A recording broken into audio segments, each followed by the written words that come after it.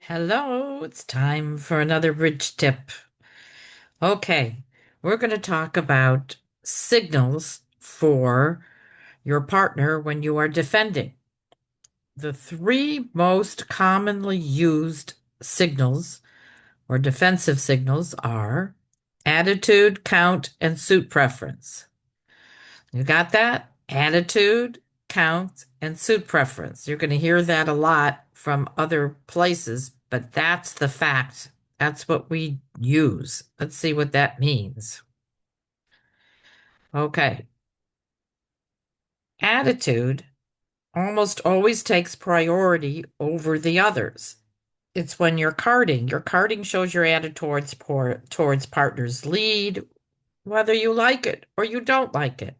Also, when you discard, you are telling partner what suit you like or dislike. Of course, the key here is the partnership agreement. We must have good partnership understandings. You need to know what kind of signals you and your partner play. You need to know if you're playing standard, upside down, what kind of discards do you play, odd, even, standard, Leventhal, all sorts of things. As long as you and your partner are on the same page for your signals, your defense will improve. Okay, so attitude is our primary signal that we give to partner. The next most important signal is the count signal. This usually comes into play when defenders have no need to signal their attitude. It's known or irrelevant. The importance of giving our partners count in a suit often occurs when declarer is leading his long suit. For example, you're defending 3 no trump, and there is a long suit on the dummy, and you hold the ace. You need to know how many times to hold up. Your partner comes to the rescue. They should give you their count in that suit. We're going to see some examples. The last one we're going to talk about today is the suit preference signal. This is an eloquent way of telling partner which suit you want him to lead next. Maybe he has to do a switch. This is used when an attitude or a count signal would make no sense. All right, are you lost yet? Well, let's get found. Okay, like I said, our primary signals are attitude. So when partner leads, we want to let them know if we like his lead or not. Many of us play standard signals, where a high card tends to show partner we liked his lead, and a low card is discouraging, we don't like it. Several players play upside down count and attitude, which they use Utka to describe, and they would play the opposite. For this video, we are going to use standard carding for the explanations. Let's take a look at example 1. You're defending against a heart contract. Partner leads the ace of spades, which I have in blue.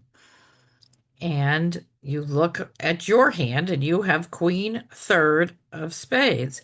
Well, you like it because usually partner leads an ace from ace king. And you have the queen, and there's 3 small in the dummy. So you want to let him know you like it. So you play the 9, encouraging him to follow up. In example 2, your partner leads the ace of spades, and this time you don't have the queen. You don't want him to continue. Do you see how you have the jack and the 9? Well, if he continues, he's going to set up the queen of spades for the defense. If he doesn't continue and you happen to get in, you can lead a spade through and collect 3 spade tricks. So this time you don't like the lead, so you play the 2, discouraging. However, if you held the doubleton jack 9 of spades, you would go back to encouraging because you would have a doubleton and you want a ruff. So now you would play the jack.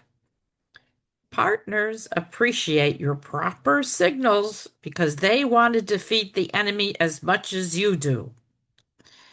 All right, let's take a look at the second most common signal we use, the count signal.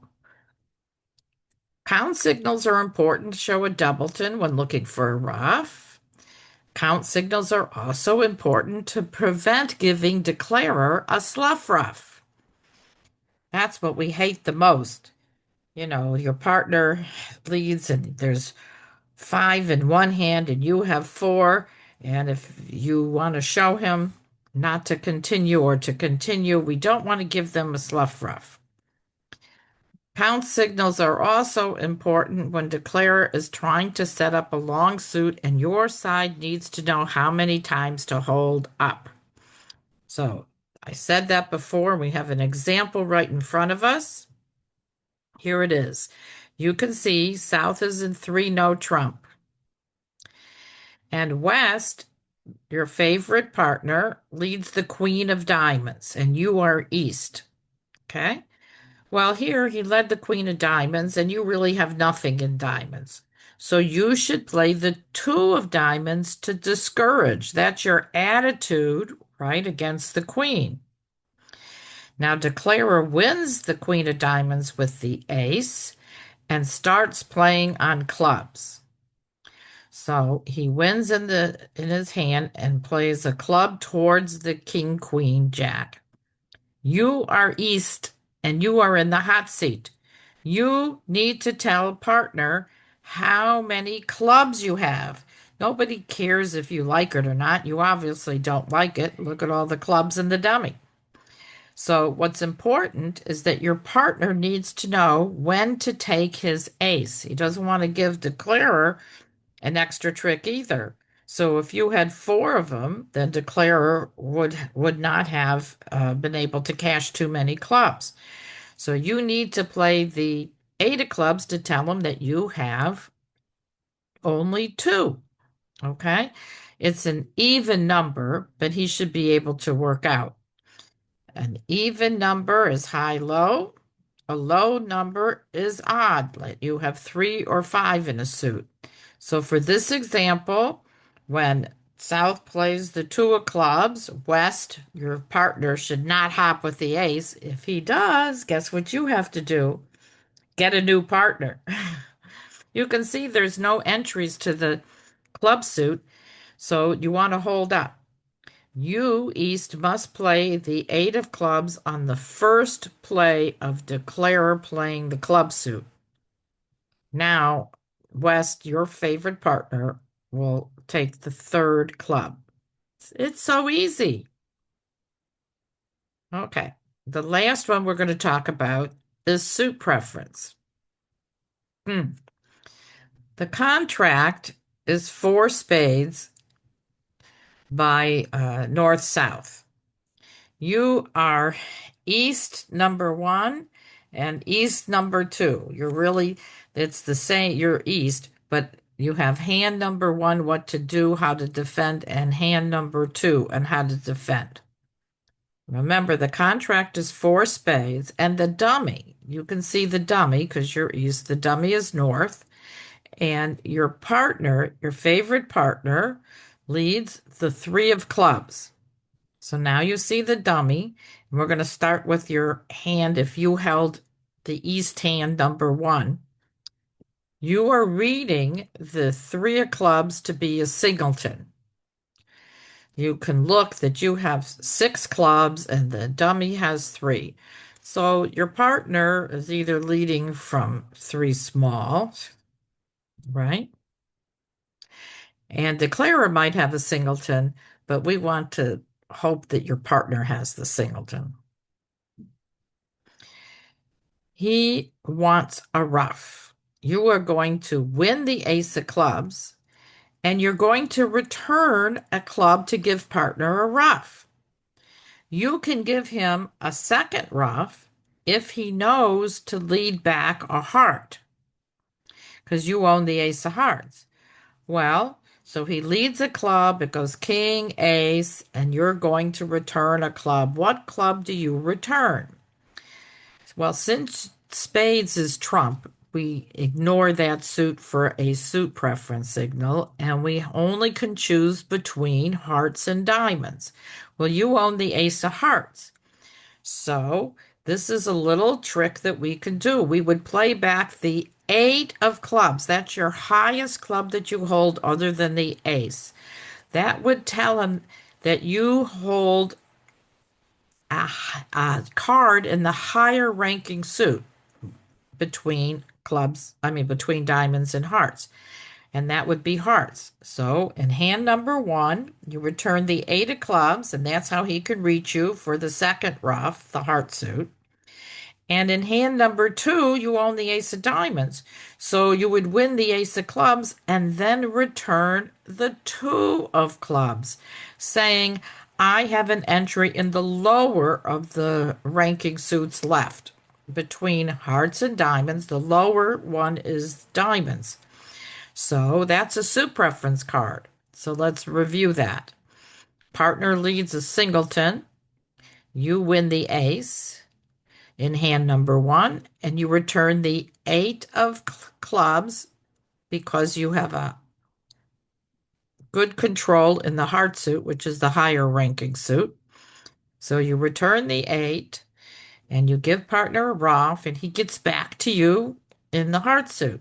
In hand number two, you would win the ace of clubs and then return the two of clubs, a suit preference card for the lower ranking suit left between the two suits that are not trump.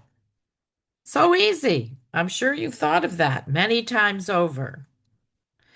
Okay, let's take a look at another example. In this hand, the contract is four spades by south, and partner, your favorite partner, leads the ace of hearts. Well, let's see.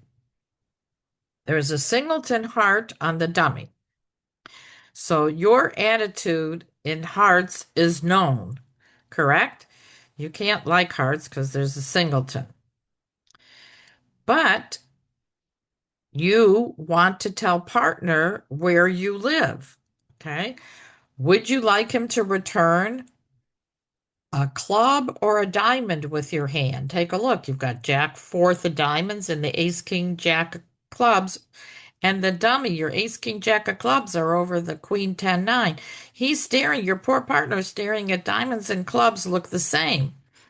Well, you want him to return a club.